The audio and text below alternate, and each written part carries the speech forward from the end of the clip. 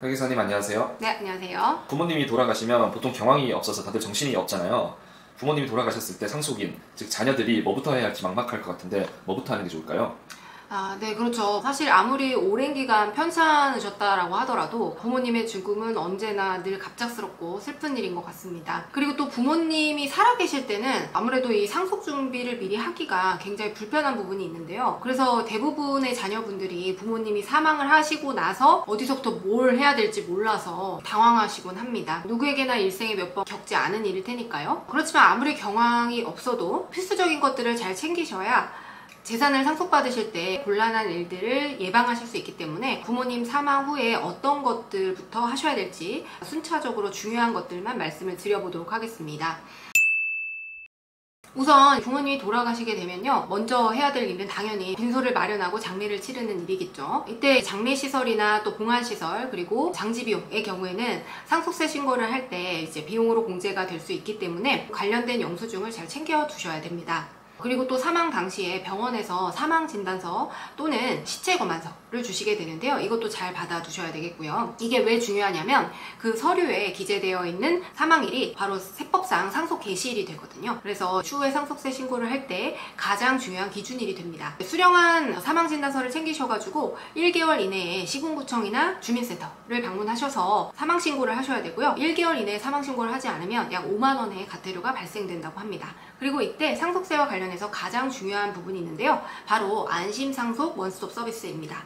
여러분들이 부모님의 사망 신고를 하게 되면 담당 공무원분들이 아마 안심상속 서비스 신청해 드릴까요? 라고 물어보실 텐데, 그러면 무조건 하시면 됩니다. 이것은 바로 사망자의 재산을 모두 조회해주는 서비스인데요. 사망일이 속한 달의 말일로부터 6개월 이내에 신청이 가능합니다. 그렇지만 웬만하면 시군구청에 가셨을 때 사망 신고를 하시면서 동시에 하시는 것을 추천을 드리고요. 다만 이때 주의하셔야 될 게, 만약에 대출이 많으신 분들의 경우에는 금융조회를 신청하게 되면 해당 계좌가 거래정지가 되거든요. 그래서 자동이체를 포함해서 입출금이 제한되기 때문에 대출 상환 요구가 발생할 수 있어서 이 부분은 이제 은행과 협의를 하시고 신청을 하시는 것을 추천드립니다. 돌아가시자마자 부모님의 재산부터 확인하는 게 조금 그런데요. 서둘러야 하는 이유가 있나요? 물론 우리나라 정서상 좀 불편한 부분이 있죠. 재산부터 막 챙기는 모습으로 비춰질까봐. 하지만 이거는요, 상속재산이 많은 걸 확인하는 것이 아니라 사실은 상속재산과 상속채무가 얼마인지를 파악하기 위해서 신청을 하시는 거라고 보시면 됩니다. 만약에 자산보다 부채가 많게 되면 상속 포기를 하거나 한정 승인을 해야 되는 경우가 있거든요. 간혹 상담하시는 분들 중에서 빚이 더 많은 상황이어가지고 압류등이 될까 두려워가지고 계좌에서 모든 금액을 다 재빠르게 인출하시는 분들이 계세요. 그러면 이제 단순 승인으로 간주가 되기 때문에 한정 승인을 나중에 하기가 어려워지게 됩니다. 그리고 이 상속 포기나 한정 승인의 경우에는요, 상속 개시를 안 날로부터 3개월 이내 하셔야 돼요. 그렇기 때문에 자료를 빨리 확인해서 빠른 의사결정을 하는 것이 중요하겠다라고 할 수 있겠습니다. 또 이 안심상속 서비스 자료는요, 상속세 신고를 할 때 가장 필수적이고 기초적인 자료로 활용이 됩니다. 어떤 재산이 있는지 알아야 상속가액을 추정하고 또 대비를 할 수가 있는 것이죠. 절세 전략도 세우고요. 안심상속 원스톱 서비스를 신청하면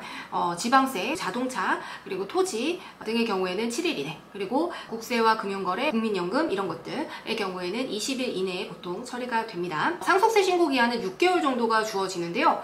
이 정도면 되게 넉넉하니까 천천히 준비해도 되지 않느냐, 이렇게 말씀을 하시는 분들이 계세요. 그렇지만 상속세 신고 기한을 6개월이나 주는 이유가 있습니다. 안심상속 원스톱 서비스로 재산이 조회된다고 해서 그걸로 끝나는 게 아니거든요. 오히려 시작이라고 보시면 돼요. 여기에 나와 있는 자료들을 토대로 은행이랑 증권사, 연금 이런 금융기관들을 다 돌아다니시면서 일일이 상속재산과 관련한 서류를 떼고 금액을 인출하고 이런 작업을 하시게 되면 결코 시간이 넉넉하지 않구나 라고 하는 걸 아실 수가 있어요. 따라서 빨리 신청을 해서 서류를 받아보시는 게 좋습니다. 그렇군요. 그럼 이렇게 안심상속 서비스 신청 후에 상속재산에 대한 파악이 다 끝났으면 그 다음 절차는 어떻게 되나요?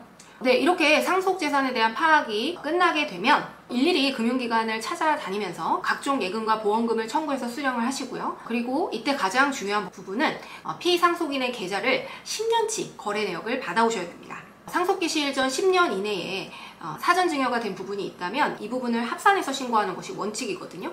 그래서 간혹 사망 당시에는 상속재산이 10억이 안 되는데 까보니까 사망 이전 10년 이내에 이미 자녀에게 선증여를 한 거죠. 이런 사전 증여 재산의 경우에는 결국에는 상속세 신고를 할 때 포함을 시켜야 되거든요. 그래서 10억이 안 되면 신고를 안 해도 되지 않느냐 이렇게 단순하게 생각을 하시는 분들이 있는데요. 이런 경우가 있을 수 있기 때문에 상속세 신고는 금액에 상관없이 꼭 하셨으면 좋겠다, 이렇게 말씀을 드립니다. 그리고 이때 문제는요, 이 10년치 계좌 내역을 엑셀로 주는 게 아니라 대부분은 종이로 주게 되거든요. 그렇기 때문에 이 계좌 내역을 저희가 일일이 입력을 하고 그 다음 데이터를 분석을 한 다음에 사전증여재산이나 아니면 1년 이내 혹은 2년 이내에 인출한 현금 자산이 있는지 이런 것들을 저희가 검토하게 됩니다. 그래서 최대한 빨리 자료를 주셔서 세무대리인이 직접 입력을 할 수 있도록 도와주셔야 되고요.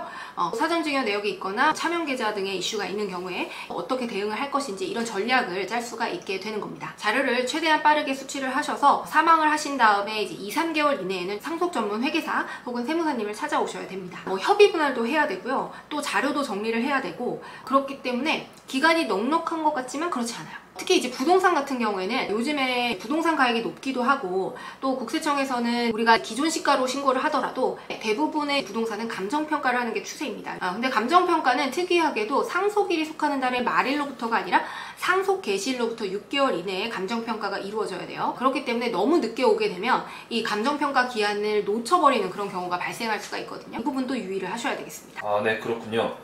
만약 자녀들 간의 협의 분할이 원활하게 이루어졌다라고 하면 부동산 등기를 수정해야 될 텐데 언제까지 뭘 어떻게 해야 되나요? 사실 상속 등기의 경우에는 언제까지 해야 된다 이런 명확한 규정은 없어요. 다만 취득세 신고를요, 상속 개시일이 속하는 달의 말일로부터 6개월 이내에 하셔야 되거든요.